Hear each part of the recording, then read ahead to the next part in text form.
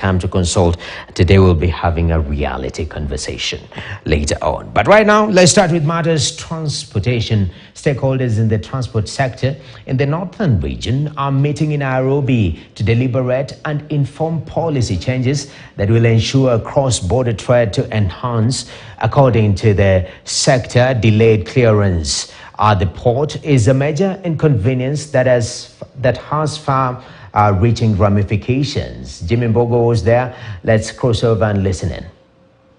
A seamless interaction within the continent. In terms of value, how much are we looking to unlock maybe by the end, by the time we are implementing some of the policies that are going to be recommended here?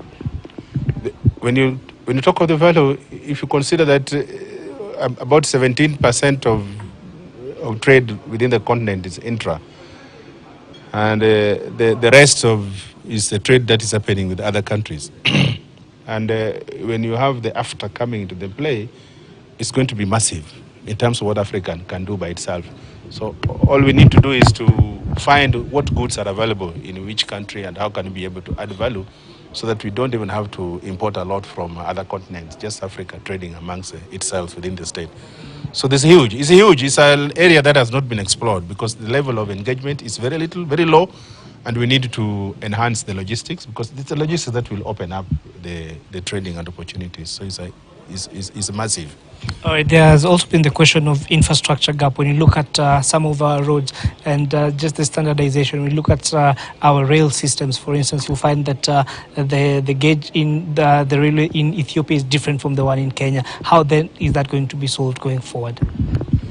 I would invite my brother who deals with the connections on the inland.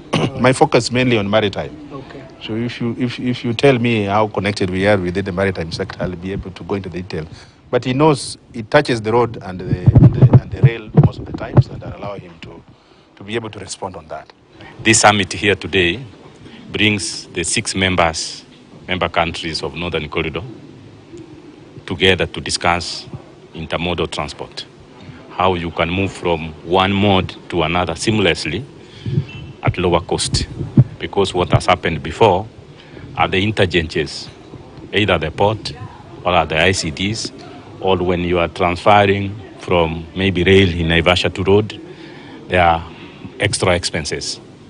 How can we leverage on seamless connectivity and be able to reduce the cost of moving cargo within this region?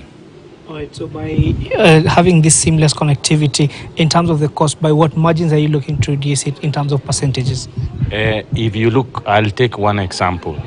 The Kenya pipeline had developed a pipeline and a jetty all the way to Kisumu. What you see in Kisumu is trucks coming to pick petroleum and using the road to Busia. And when you go to Busia, the border, you see big queues of those trucks, which brings a lot of safety concerns, apart from the cost.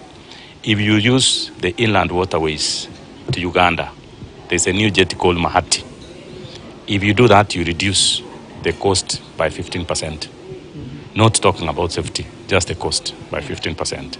So if we look at the connectivity, if you use the rail from Mombasa to Naivasha, and you are able to transfer that to the road or to the old rail, you again reduce by almost 20%. But what we need to do is to have collaboration for the last mile, have a conversation with transporters, and assure them that they will be doing the last mile. They'll be able to have better costs in moving that cargo. All right, now before I let my colleagues come in, there's the question of the usual traffic congestions at the borders. When you look at the border between Kenya and Uganda, there's something that occurs frequently. What is the cost of that to the business? Now, before I talk about the cost, I wish to say that in the next 2 weeks, starting 19th, in the same place here, we are going to hold a meeting, a conference on non-tariff barriers, followed by immediately the next day having a meeting of customs, commissioners of customs of EAC region, including Tanzania, talking about border crossing, talking about the connectivity. What causes, and I'll pose this question, One of the things we'll be looking at is the single customs territory. And of course, indeed, Noah, there you have it. We'll be giving you more details in terms of what transpires here in our subsequent bulletins. But for now, back to you.